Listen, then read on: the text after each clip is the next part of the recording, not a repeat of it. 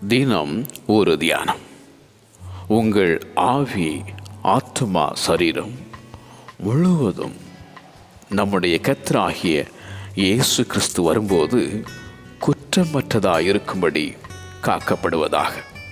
1 தெசலோனிக்கேயர் அதிகாரம் 5:23.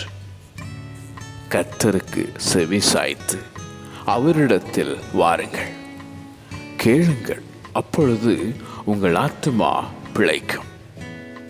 வழிகளிலே நின்று பூர்வ பாதைகள் எவையென்று கேட்டு விசாரித்து நல்ல வழி எங்கே என்று பார்த்து அதிலே நடவுங்கள்.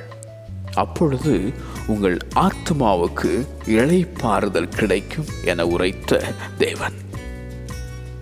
கர்த்தருடைய கோபத்தின் உக்கிரத்துக்கு தப்பும்படி அவனவன் தன் ஆத்துமாவை ரட்சித்துக் கொள்ள கடவுது என உரைத்த அந்த எரேமியா தீர்க்கதரிசி.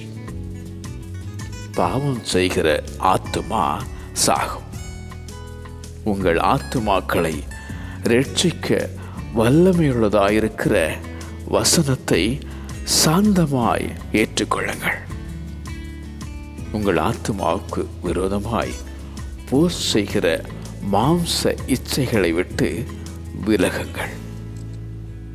உங்கள் ஆவி, ஆத்துமா, சரீரம் முழுவதும் நம்முடைய கர்த்தராகிய இயேசு கிறிஸ்து வரும்போது குற்றமற்றதாயிருக்கும்படி காக்கப்படுவதாக.